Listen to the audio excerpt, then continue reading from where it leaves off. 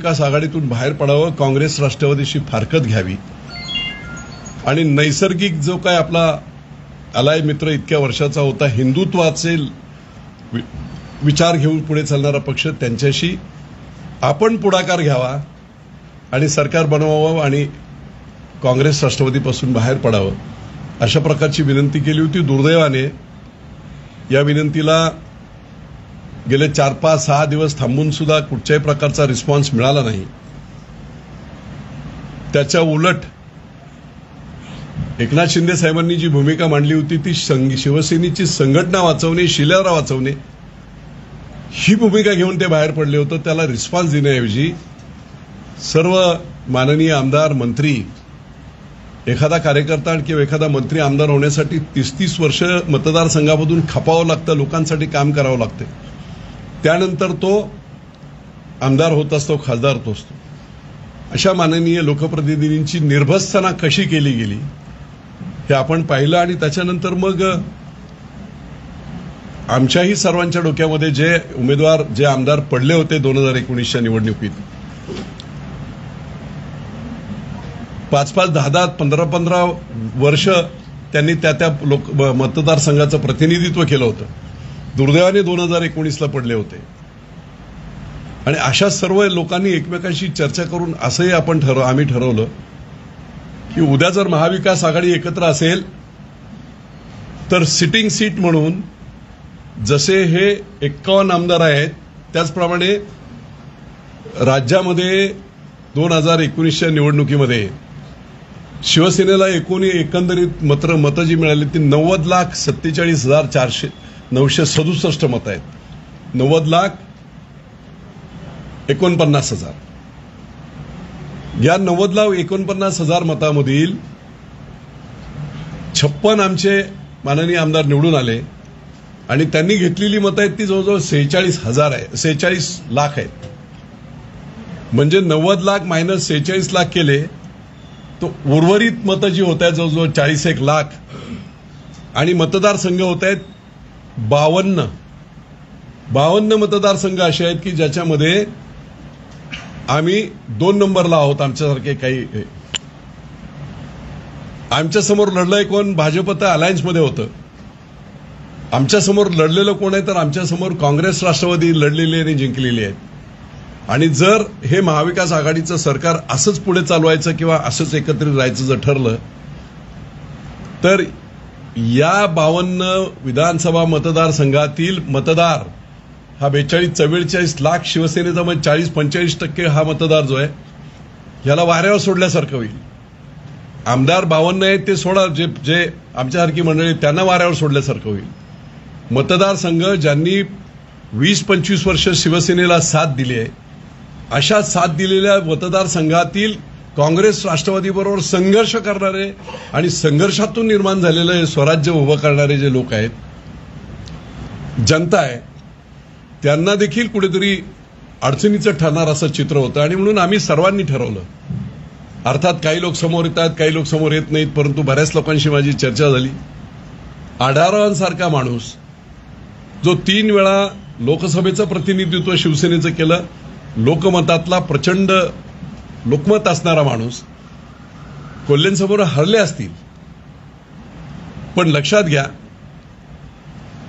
3 वेळा निवडलेला माणूस आणि दयनीय पद्धतीने जर ते बोलत असतील की राष्ट्रवादीच्या लोकांना विनंती करतो आम्ही बाबा की आम्हाला शिवसैनिकांना जगू द्या, एवढी जर दयनीय अवस्था होत असेल आणि ही दयनीय अवस्था होत असताना ती मुख्यमंत्र्यांच्या कानापर्यंत जात असताना, पक्षप्रमुखांपर्यंत जात असताना काँग्रेस राष्ट्रवादीकडून आम्हाला दाबलं जात असेल तर हा न्याय मिळावा अशा प्रकारची विनंती अनेक वेळा आम्ही लेखी पत्राद्वारे केली.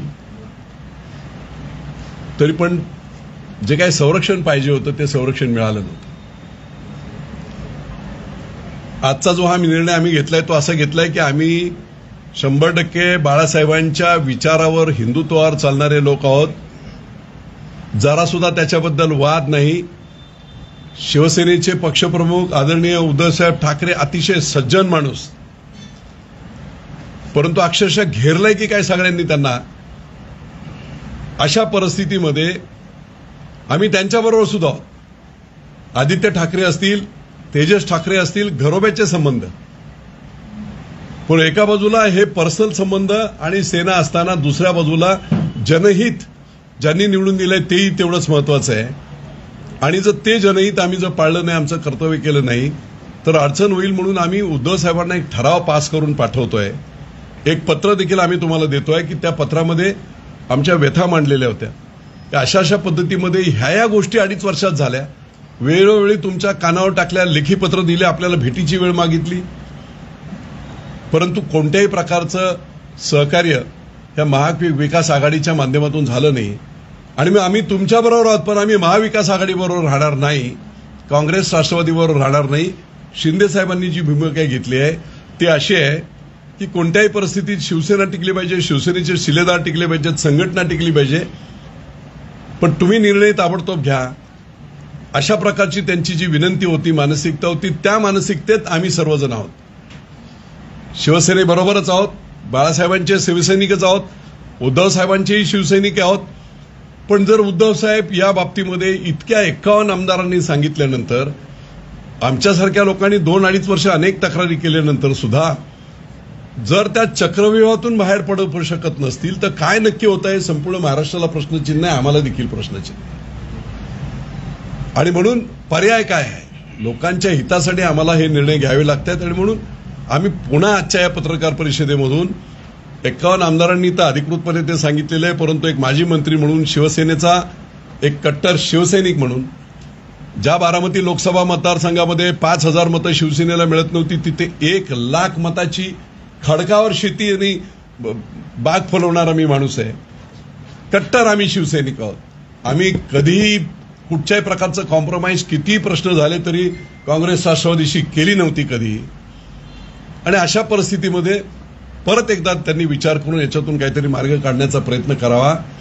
आम्ही शिवसेनेबरोबरच आहोत, शिवसैनिकच आहोत, परंतु याच्यातून मार्ग काढावा. एकनाथ शिंदेंचं ऐकावं, या सर्व आमदारांचं, मंत्र्यांचं ऐकावं, अशा प्रकारची विनंती करण्यासाठी तसे ठराव आणि पत्र आम्ही आज उद्धव साहेबांना देत आहे.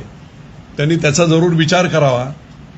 आणि जर समजा आमचं म्हणणं एकच आहे त्या ठरावामध्ये, हे सगळं तुम्हाला सांगितलं तेच वाक्य शिवसेना, बाळासाहेब, उद्धव साहेब, आदित्य साहेब यांना सगळ्यांना आम्ही मानतो, आमचे नेते तेच आहेत. परंतु आपण महाविकास आघाडीतून काँग्रेस राष्ट्रवादीला फारकत घ्यावी, नाहीतर आम्ही महाविकास आघाडीबरोबर नाही. मी असं म्हणणार नाही की आम्ही शिवसेनेबरोबर नाही, की आम्ही महाविकास आघाडीबरोबर नाही. निर्णय घेणे उद्धव साहेबांच्या हातात आहे. त्यांनी तशा प्रकारचा निर्णय घ्यावा. महाविकास आघाडी आणि काँग्रेस राष्ट्रवादीबरोबर आम्ही कधीही जाणार नाही. मी आणखी एक गोष्ट सांगतो की हा निर्णय जो घेतलाय तो राजकीय स्वार्थासाठी बिलकुल नाही. आपल्या सर्वांना कल्पना असेल, पुरंदरमध्ये छत्रपती संभाजीराजे इंटरनॅशनल एअरपोर्ट हा अख्खा पुणे जिल्हा आणि पुणे जिल्ह्याच्या आजूबाजूचे 14 जिल्ह्याच्यासाठी अतिशय महत्वाकांक्षी असा प्रकल्प, ज्याच्यामध्ये 6,500 एकरवरचा हा प्रकल्प, ज्याच्यामध्ये महाराष्ट्रातला सगळ्यात मोठा कार्गो हब, सगळ्यात 14 जिल्ह्यातलं शेतीचं उत्पादन, शेतकऱ्यांचं उत्पादन एक्सपोर्ट करणे, बाहेरून येणारी मशिनरी इथे इम्पोर्ट करणे आणि संपूर्ण डोमेस्टिक वगैरे सगळं इंटरनॅशनल फ्लाईट वगैरे असं जे महत्वाचं जे एअरपोर्ट होतं. आपल्याला कल्पना आहे देवेंद्र फडणवीस साहेब असताना, माजी मुख्यमंत्री असताना केंद्र सरकारकडून 100% सगळ्या परवानग्या घेतलेल्या. 2 एअरपोर्टमधलं अंतर हे 120 किलोमीटर हवाई अंतर असावं लागते. नवी मुंबईचं एअरपोर्ट आणि पुरंदरचं एअरपोर्ट याच्यामध्ये 105 किलोमीटरचं हवाई अंतर होते. आणि जर हवाई अंतर 120 किलोमीटरच्या आत असेल तर देशाची पायाभूत समितीची जी उच्चाधिकार समिती आहे, हायपॉवर कमिटी, जी पंतप्रधानांच्या अंतर्गत असते, एव्हिएशन मिनिस्टर, संरक्षण मंत्री सगळे असतात त्याच्यात, त्या सगळ्या परवानग्या पुरंदरच्या या विमानतळाच्या झाल्या. जवळजवळ 57 कोटी रुपये खर्च करून डॉश नावाच्या जर्मन कंपनीकडून सगळे सर्वे झाले. DGCA, director of civil aviation, यांनी प्रस्ताव दिला की सगळ्यात महाराष्ट्रातली आणि पुणे जिल्ह्यातली इंटरनॅशनल एअरपोर्टसाठी बेस्ट जागा कुठची असेल तरी पुरंदरची 7 गावं आणि हा परिसर आहे. हे सगळं झाल्यानंतर देखील दुर्दैवाने महाविकास आघाडीचं सरकार आलं. मुख्यमंत्री आमचे होते, परंतु दुर्दैवाने हे विमानतळ दुसऱ्या जागेत तिथे शेतकऱ्यांचा विरोध होतो असं खोटं सांगून मी पवार साहेबांना पत्र लिहिली, मी मुख्यमंत्र्यांना पत्र लिहिली. त्या पत्रात मी सांगितलं, चर्चा केली पवार साहेबांना प्रत्यक्ष भेटून. मी म्हटलं की समृद्धी मार्ग जेव्हा झाला त्यावेळेस असाच लोकांचा 2 वर्ष विरोध झाला. परंतु जेव्हा सरकारने शेतकऱ्यांना आम्ही काय देणार आहोत, काय प्रपोजल देणार आहोत हे जेव्हा डिक्लेअर केलं त्यावेळेस मला आपल्याला सांगायला आनंद वाटतो. 1 इंच जमीन भूसंपादन न करता मुंबई ते नागपूर 901 किलोमीटरची जमीन 3 महिन्याच्या आत शेतकऱ्यांनी स्वेच्छेने दिली. ज्या काही गावातील लोकांनी राष्ट्रपतींना पत्र दिलं होतं की आम्हाला जमीन द्यायची नाही आणि आमची जमीन भूसंपादन तुम्ही केलं तर आम्ही 1100 लोक एकत्रित आम्ही स्वतःला जाळून घेऊ, सेल्फ इमॉल्युशन करू, असं राष्ट्रपतीला पत्र लिहिणारे लोक जेव्हा चांगला प्रस्ताव आला 3 दिवसामध्ये त्यांनी जमिनी दिल्या. आणि आपण बातम्या टीव्हीला पाहिल्या असतील की 100 स्कॉर्पिओ घेऊन त्यांनी इतके पैसे मिळाले की त्यामध्ये कोणी भूमिहीन झालं नाही. कंडिशन सरकारने अशी टाकली होती की 50% पैशामध्ये दुसरे जमिनी घ्या आणि 50% तुम्ही वापरा. लोकांचं कल्याण झालं. मी पवार साहेबांना सांगितलं होतं हा जो समृद्धी मार्गाचा जो प्रपोजल आहे तशाच पद्धतीमध्ये देवेंद्र फडणवीसांनी माझी चर्चा झाली होती. सरकार आल्याबरोबर 8-10 दिवसामध्ये स्वेच्छा खरेदीसाठी आपण नोटिसा लावू. 4,500 कोटी रुपये त्याच्यासाठी प्रोव्हिजन केली होती. मी पवार साहेबांना म्हटलं तुम्ही रेट डिक्लेअर करा, तुम्ही फक्त सांगताय विरोध आहे विरोध आहे विरोध आहे. तुम्ही भाव डिक्लेअर करा, शेतकऱ्यांना विश्वासात घ्या. ज्या शेतकऱ्यांना जमिनी द्यायच्या नसतील तर जमिनीच्या ऐवजी जमीन म्हणून इंदापूर फलटणमध्ये शेती महामंडळाच्या ज्या बागायती जमिनी आहेत त्या देण्याचे प्रस्ताव होते तत्कालीन. हे सगळे करा आणि 6 महिन्याचा आम्हाला वेळ द्या. जर 6 महिन्यामध्ये शेतकऱ्यांनी रिस्पॉन्स दिला नाही तर कुठे जायचं तिकडे विमानतळ घेऊन जा. परंतु तसं झालं नाही. हाराखिरी केली गेली. दुसरी 5 गावं आमदारांना सांगून सुचवण्यात आली. ती 5 गावं आणि पुढची 4-5 गावं बारामतीची, म्हणजे लँडिंग पुरंदरला करायचं आणि टर्मिनस सुप्यात घेऊन जायचं आणि सुप्यातून सोलापूर रोडला बारामतीचा उत्कर्ष करायचा. इतकं काय त्यांना सगळं मिळालेलं असताना त्यांच्या व्यतिरिक्त 50 वर्षात त्यांनी आम्हाला काही दिलं नाही. परंतु मी 5 वर्ष असताना कर्मधर्म संयोगाने देवाच्या कृपेने, उद्धव साहेबांच्या कृपेने निश्चितपणे प्रचंड विकास करू शकलो, हजारो कोटी आणू शकलो. हे मोठे प्रकल्प आणले. तो प्रकल्प पळवण्याचा प्रयत्न झाला. प्राधिकरणाचे अध्यक्ष हे मुख्यमंत्री असताना आम्हाला विचारलं देखील गेलं नाही. गुंजवणीचं धरण हा लढा एवढा मोठा केला आम्ही. त्या लढ्यामध्ये माझी किडनी गेली, उपोषण केलं, दिंड्या झाल्या. एवढं करून काँग्रेस राष्ट्रवादीच्या सरकारने 99 ते 2004 पर्यंत एक वीट सुद्धा लावली नाही. उद्धव साहेबांच्याच आशीर्वादाने, लोकांच्या आशीर्वादाने मी मंत्री झालो. 2.5 वर्षात ते गुंजवणीचं धरण जे 15 वर्षात एक वीट लागली नव्हती काँग्रेस राष्ट्रवादीची ते मी पूर्ण केलं. दरवाजा सकट 4 TMC पाणी उभं राहिलं. हे पाणी उभं राहिल्यानंतर 18-19ला अजित पवार वगैरे बरंच वेळ बोलत होते की हे पाणी बाबा आम्हाला बारामतीला द्या. मी म्हटलं तुम्ही सवय लावू नका ह्या. हे पाणी आत्ता थांबलेलं आहे. हे पाण्याचे वाटप हे भोर, पुरंदर आणि वेल्ह्यासाठी आहे. भोरचे शेतकरी पाणी वापरतील, वेल्ह्याचे शेतकरी पाणी वापरतील, पुरंदरचे शेतकरी वीर धरणामध्ये जेव्हा गुंजवणीचं पाणी आम्ही सोडू तिथून उपसा सिंचन योजनेद्वारे 12 महिने ते वापरतील. आमचं जेऊर मांडकीचं ऊसाचं मोठं क्षेत्र आहे 3000 एकरचं, त्याला 8 महिने पाणी आहे. ते 12 महिने करून उजव्या काल्यातून मांडकीच्या डोहातून आम्ही ते पाणी वापरू.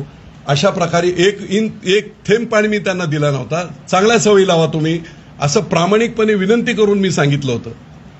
पण हे राष्ट्रवादीचं सरकार, MVAचं सरकार आल्याबरोबर पहिली कॅबिनेट, फर्स्ट कॅबिनेट, जोपर्यंत धरण झालं नव्हतं, मी मंत्री झालो नव्हतो तोपर्यंत यांचा ठराव काय होता काँग्रेस राष्ट्रवादीचा की जोपर्यंत गुंजवणीचं धरण होत नाही तोपर्यंत गुंजवणी नदीतून वीर धरणात पाणी आणून 60% डाव्या कालव्याला आणि 40% उजव्या कालव्याला, म्हणजे 60% बारामतीला, 40% अकलूज वगैरे भागात हा ठराव होता. आता धरण झालंय. मग यांनी पहिल्या कॅबिनेटला ठराव असा केला की आता धरण झालेलं आहे, पाणी थांबलेलं आहे. जोपर्यंत 1313 कोटीची ऑर्डर झालेली आहे पाईपलाईनची, लार्सन टुब्रो सारखी एक प्रख्यात कंपनी हे काम करते, जोपर्यंत पाईपलाईन पूर्ण होत नाही तोपर्यंत 60% पाणी बारामतीला, 40% पाणी अकलूजला. ठराव केला, कॅबिनेटची मंजुरी घेतली. पहिल्या मीटिंगमध्ये, पहिल्या कॅबिनेटमध्ये आम्हाला विचारलं गेलं नाही. गुंजवणीसाठी एवढा त्याग केलाय. विजय शिवतारे आपला आमदार आहे, बाबा काय बाबा नक्की या गुंतवणुकीच्या वाण्याबाबतीत काय करायचं विचारलं देखील गेलं. पण प्रचंड अन्याय आहे. त्यांना माहित आहे की आता हे डिस्प्यूट करत राहायचं, लेट करत राहायचं. आज सगळं काम ठप्प आहे. 500 कोटीचं मटेरियल तिथे आलेलं आहे तरी काम ठप्प आहे. जेवढं ठप्प राहील काम 3 वर्ष 4 वर्ष गेली, कॉस्ट परत 1313 कोटीची 1800 कोटी होईल. या 1313 कोटी बदले गेल्या या सरकारने 2.5 वर्षात 100 कोटी सुद्धा दिले नाही. काम बंद पडलंय. त्याच्याकडे जलसंपदा खात्याचं लक्ष नाही. त्यांना मुद्दाम हे करायचं की जेवढे डिस्प्यूट होतील तेवढं काम बंद राहील आणि तेवढं पाणी बारामतीला पळवता येईल. हे दुष्टचक्र आहे. त्यामुळे विमानतळ गेलं आमचं, गुंजवणीचं पाणी पळवलं गेलं, गुंजवणीचं काम आमचं अडकून राहिलंय. त्याच्यावर आमचा मोठा अन्याय झाला ह्या नवीन महाविकास आघाडीचा. तिसरा सगळ्यात महत्वाचा एक प्रकल्प होता मुंबईमध्ये. सरसे मुंबईचे बाजार हे मुंबईमध्ये होते आणि नवी मुंबई झाल्यानंतर मोठे सगळे बाजार एपीएमसी मार्केट वगैरे हे नवी मुंबईत केली गेली मुंबईसाठी. मुंबईच्याही पुढे पुन्हाच वाढत चाललाय. क्षेत्रफळ त्यांच्यापेक्षाही मोठं झालंय. आयटी हब झालंय, सगळं झालंय. आणि म्हणून पुण्यासाठी सुद्धा विस्तारित बाजार किंवा राष्ट्रीय बाजार जी संकल्पना केंद्र सरकारने आणली होती ती सगळे तो प्रकार, तो बाजार हा पुरंदरमध्ये घाट चढल्याबरोबर दिवे गावाला लागून 400 एकर ही सरकारची जमीन होती. मी तत्कालीन मुख्यमंत्री देवेंद्र फडणवीस यांना सांगितलं की बाबा हे प्लॅन करायला पाहिजे आपल्याला. जसं मुंबईने प्लॅन केलं, युनिव्हर्सिटी वाकोल्याला आणली, त्यांनी मार्केट नवीन मुंबईला आणलं, तसं नवीन पुणे म्हणजे पुरंदर होत आहे. त्याची इन्फ्रास्ट्रक्चर आपल्याला पुण्याला सहकार्य करण्यासाठी वाढवलं पाहिजे. आणि म्हणून मी त्यांना प्रस्ताव दिला. मुख्यमंत्री देवेंद्र फडणवीसांनी तो मंजूर केला, मान्यता दिली आणि प्रस्ताव सादर करायला सांगितलं. तत्कालीन मार्केट समितीचे IAS अधिकारी देशमुख, जिल्हाधिकारी, विभागीय आयुक्त यांच्याशी बैठका झाल्या. तो प्रपोजल तयार केलं गेलं. प्रपोजल तयार करून सरकारकडे येणार. दुर्दैवाने सरकार गेलं आणि तो प्रस्ताव बारगळला.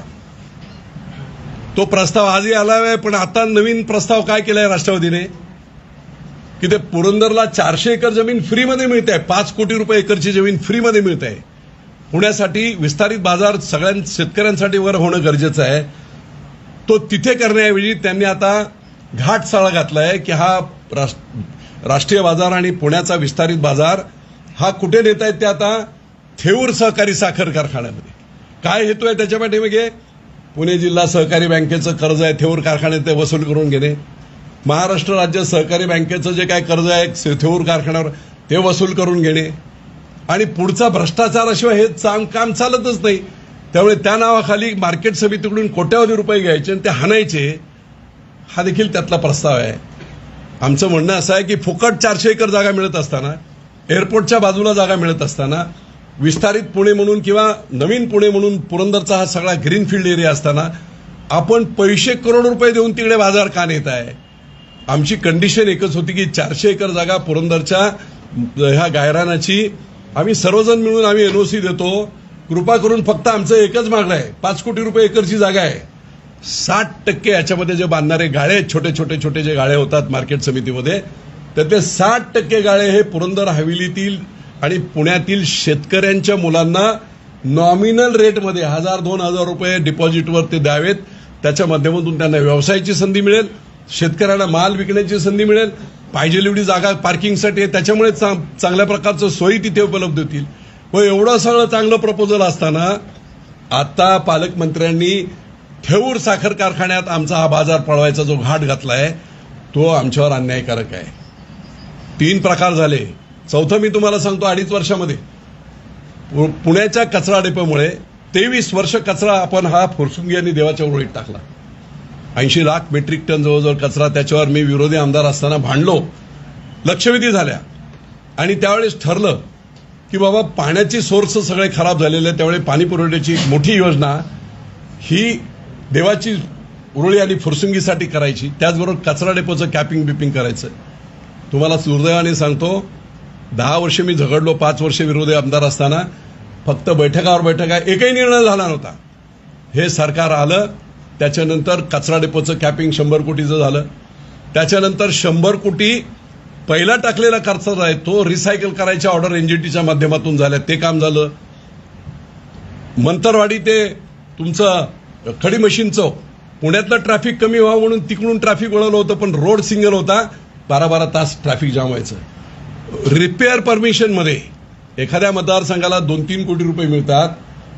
तब्बल 73 कोटी रुपये तत्कालीन मंत्र्यांनी मला या रिपेअर परमिशनमध्ये दिले आणि सगळा मंतरवाडी ते खडी मशीन चौक हा कॉन्क्रीटमध्ये रस्ता आपण बनवला. 100 कोटीची पाण्याची लाईन पुणे महानगरपालिकेवर बोजा होऊ नये. 100 कोटी पुणे महानगरपालिकेच्या पुण्याच्या हक्काचे पैसे जे आहेत त्याच्यावर गदा येऊ नये म्हणून राज्य सरकारच्या गळी पडलो मी. मुख्यमंत्री पेयजल योजनेमध्ये ती योजना टाकली. लक्षवेधीमध्ये आम्ही पाण्याची योजना करू, कॅपिंग करू असं काँग्रेस राष्ट्रवादींनी सांगितलं होतं, काही केलं नव्हतं. 2014 नंतर सत्तेत आल्यानंतर 16-17ला आम्ही मुख्यमंत्र्यांना सांगून मुख्यमंत्री पेयजल योजनेमध्ये ती योजना टाकली.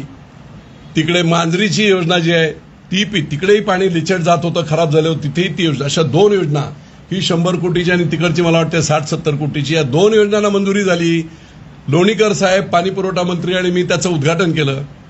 मला सांगायला अभिमान वाटतो की फक्त 8-9 महिन्यामध्ये 85% 100 कोटीतलं काम आम्ही पूर्ण केलं. बांधकाम सगळं झालं. मी हे करतो फक्त काय की आता मूळ मुद्दा जो आहे प्रामुख्यानं राजकीय भूमिका आताची काय नाही, राजकीय म्हणून मी म्हणतो हा अन्याय झाला. आम्हाला पर्याय नव्हता म्हणून आम्ही राजकीय भूमिका. आपण या संदर्भात प्रयत्न करतात, त्याची सगळ्याची पार्श्वभूमी बऱ्यापैकी पत्रकारांना माहिती आहे. युतीच्या काळामध्ये काय केलेली कामं तेही माहिती आहेत आणि आता मूळ मुद्दा असा आहे की तुमच्या सर्व पक्षाच्या सर्वोच्च नेत्याला पाय उतार करून ही सगळी कामं पुढे मागे लागणार आहेत का, आणि तुमच्या पक्षाचा सर्वोच्च नेता सर्वोच्च पदावरून पाय उतार होणं हे तुम्हाला कितपत दुःखद आहे, वेदनादायी आहे. परंतु शिंदे साहेबांनी निश्चितपणे तसा प्रयत्न केला. हे बरोबर नाही. संघटनेला अडचण होऊ नये, बाळासाहेबांची संघटना अभेद्य राहिली पाहिजे, टिकली पाहिजे म्हणून आपण विचार करा. आमचं म्हणणं एकच आहे, राष्ट्रवादी काँग्रेसला आणि काँग्रेसला सोडा आणि हिंदुत्वाचा विचार असलेल्या पक्षाशी आपण सरकार बनवा असं त्यांना सांगितलं गेलं होतं. पण दुर्दैवाने तसा रिस्पॉन्स आला नाही आणि म्हणून आमच्यासारखी मंडळी हे जे निर्णय एवढ्यासाठीच घेत आहेत की बाबा ही संघटना टिकली पाहिजे. जर ते होत नसेल तर पुढचं भविष्य दिसते आहे आणि दुसरा पर्यायच नाही. शेवटी एकनाथ शिंदेने जी भूमिका घेतली होती ती भूमिका ही संघटनेच्यासाठी होती, उद्धव साहेबांसाठी, आमच्या सगळ्यांसाठी होती. तिला रिस्पॉन्स झाला नाही म्हटल्यानंतर दुसरा पर्याय नाही आणि ही दुःखद घटना आहे, हे चुकीचं आहे. पण लोकांच्या हितास्तव, संघटनेच्या हितास्तव हे करणं त्यांना भाग पडलं आणि त्यांच्याबरोबर आम्ही जाणं हे आम्हा सगळ्यांना कर्मप्राप्त आहे. 2019 मध्ये तुमचा हिंदुत्वाचा प्रश्न होता, त्यावेळेस तुम्ही सरकारला स्थापन केलं, आताच का मध्येच का सुरू झालंय? असं आहे की आता ह्या गोष्टीवर मी उत्तर देणं योग्य नव्हे. नाही, आमची स्पष्ट भूमिका आहे की जर त्यावेळेस देखील उद्धव साहेबांनी सगळे आजी माजी आमदार बिमदार या सगळ्यांना विचारून जर सांगितलं असतं की बाबा असं असं आहे, आपल्या ह्या पद्धतीमध्ये अशा कंडिशनमध्ये आपल्याला हे करावं लागतात आणि लोकांची भूमिका जर जाणून घेतली असती तर ही 2-2.5 वर्ष खतखत झाली नसती. 51 आमदार एका वेळेस बाजूला जात आहेत, याच्यावर आता आणखी माझ्यासारख्याने काय उत्तर द्यावं? भाजपचं गव्हर्नमेंट होतं, तुमचे अनेक राज्यमंत्री आहेत ज्यांनी तक्रारी केल्या होत्या भाजपच्या विरोधामध्ये. तुमचे अनेक राज्यमंत्री आहेत, अगदी एकनाथ शिंदेपासून सगळ्यांनी की भाजप कसं शिवसेनेला दाबतंय आणि आता पुन्हा तुम्ही दुसरं जस्टिफिकेशन देताय त्यांच्यासोबत जाण्यासाठी की शिवसेना काँग्रेस राष्ट्रवादी तुम्हाला दाबते. मग ही सेनेच्याच नेत्यांमधली इनकॉम्पिटन्सी आहे का? जिथे अलायन्स करतील त्या सगळ्या अलायन्समध्ये त्यांनाच कसं दाबलं जातं? असं आहे की आपल्याला मी आठवण करून देतो शरद पवार साहेबांची 2014 सालचं वक्तव्य. हा सगळा राजकीय खेळ कसा चाललाय? 2014ला निर्णय लागता लागता आदरणीय पवार साहेबांनी डिक्लेअर केलं की आमचा बिनशर्त पाठिंबा भाजपला.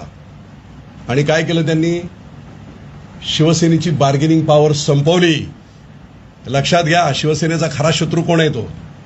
आणि जेव्हा आता 1-1.5 वर्षापूर्वी जेव्हा मुलाखतीमध्ये पवार साहेबांना पत्रकारांनी गाडीत मुलाखत चालली होती, आपण सर्वांनी पाहिली, त्यावेळेस पत्रकारांनी विचारलं की पवार साहेब आपण 2014 साली भाजपला बिनशर्त पाठिंबा जाहीर केला होता आणि शिवसेनेची बार्गेनिंग ताकद आपण संपवली होती, आता काय मग आपली भूमिका?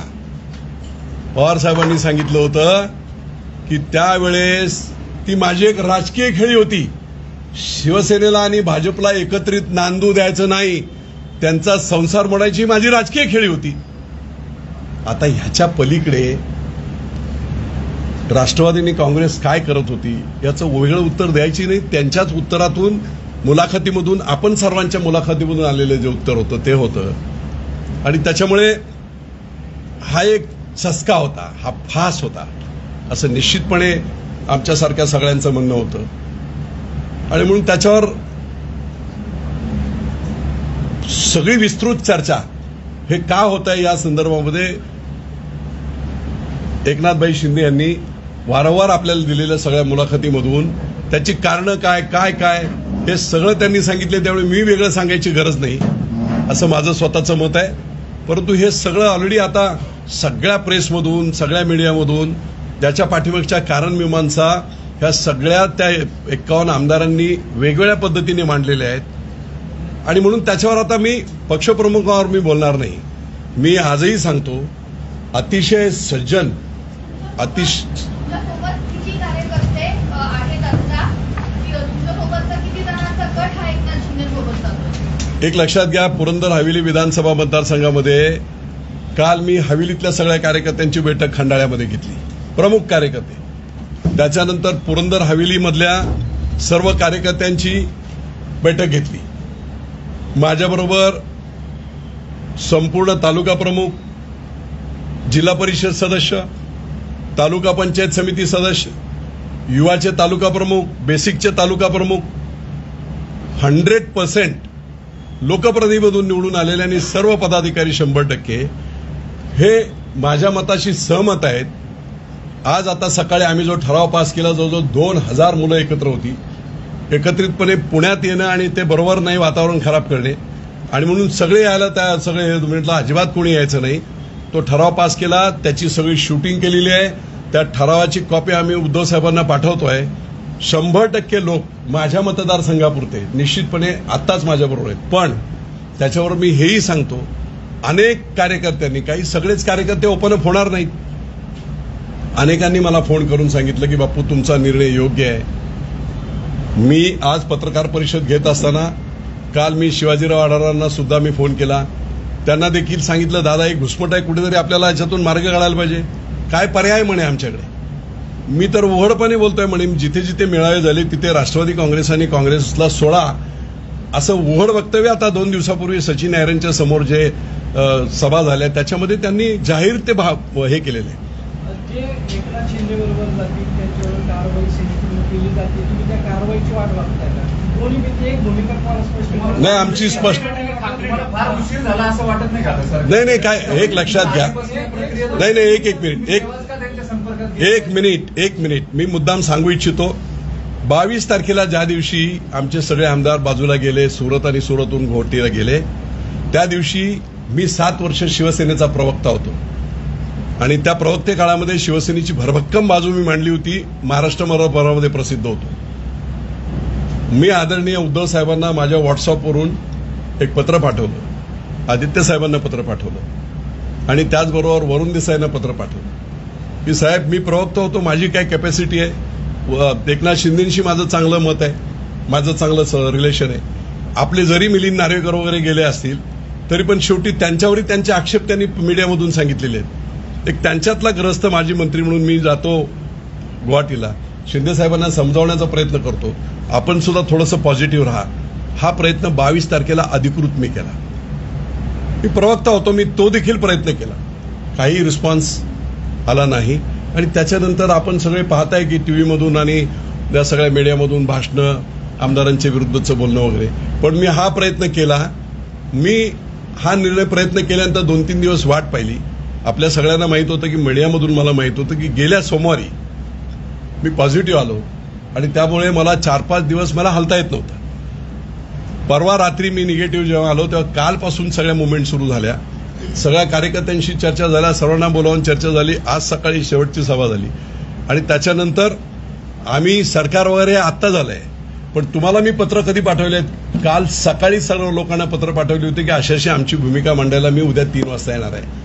त्यामुळे जे काय आता नवीन डेव्हलपमेंट होत आहेत सरकारच्या बाबतीमध्ये त्या संध्याकाळी मी पाहिल्या.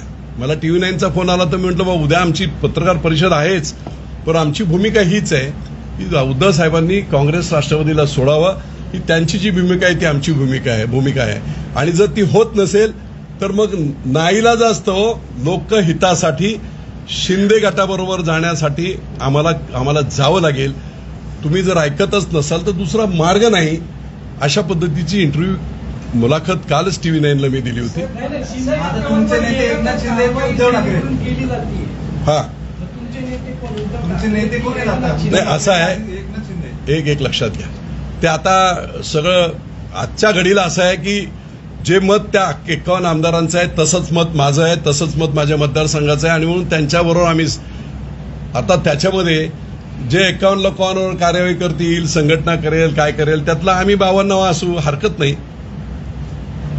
काय अजून 1-2 दिवस थांबले असते तर निकाल लागला असता. तुम्ही वाट बघताय का त्या कारवाईची? नाही, एक लक्षात घ्या, मी काय आता काय ह्या सगळ्या प्रोसेसमध्ये किंवा विधानसभेतल्या याच्यामध्ये माझा काही संबंध डायरेक्टली नाहीच आहे.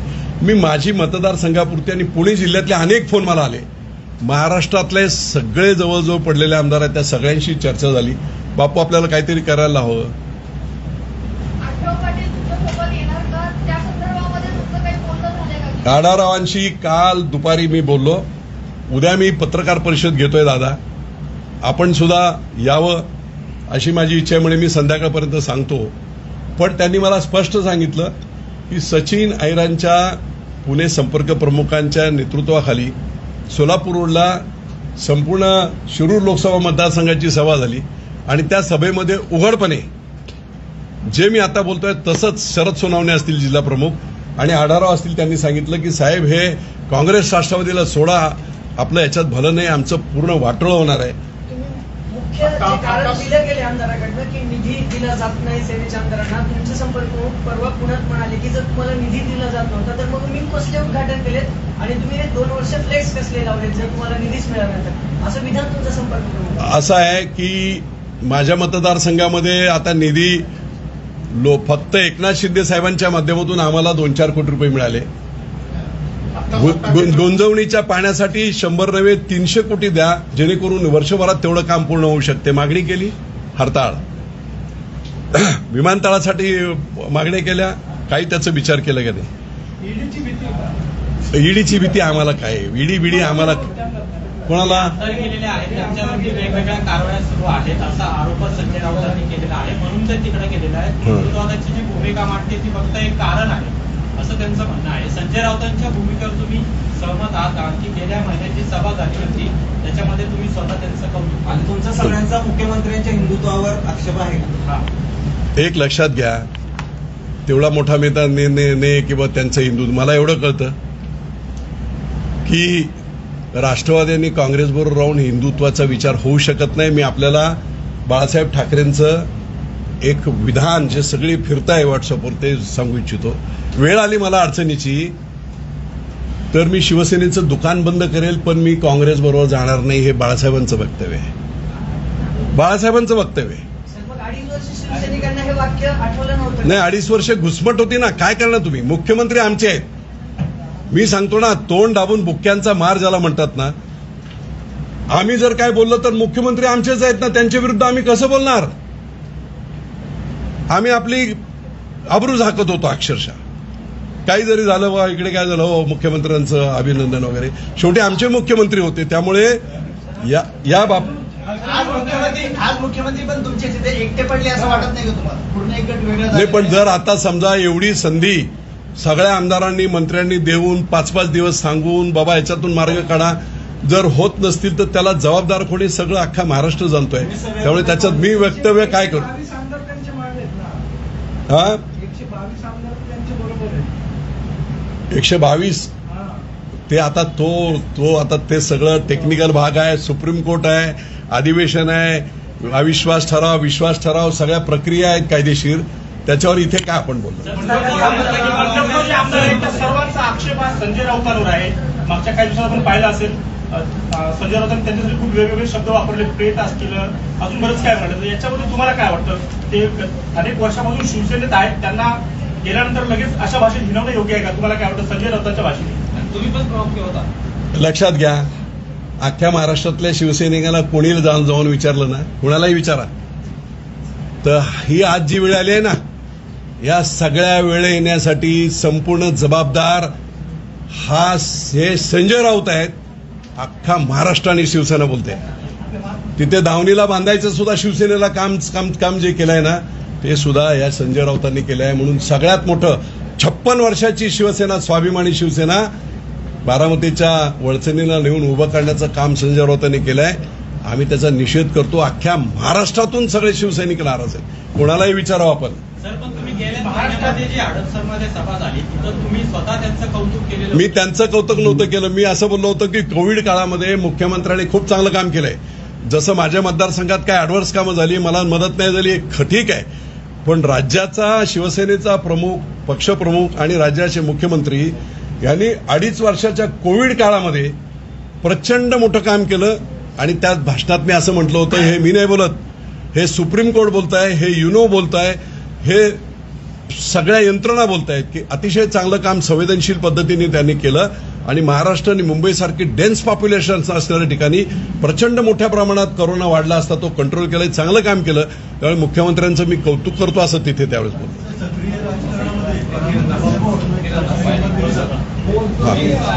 संजय राऊत यांना किसान आंदोलनाला जाऊ नव्हतं दिलं जातं. चला माझ्या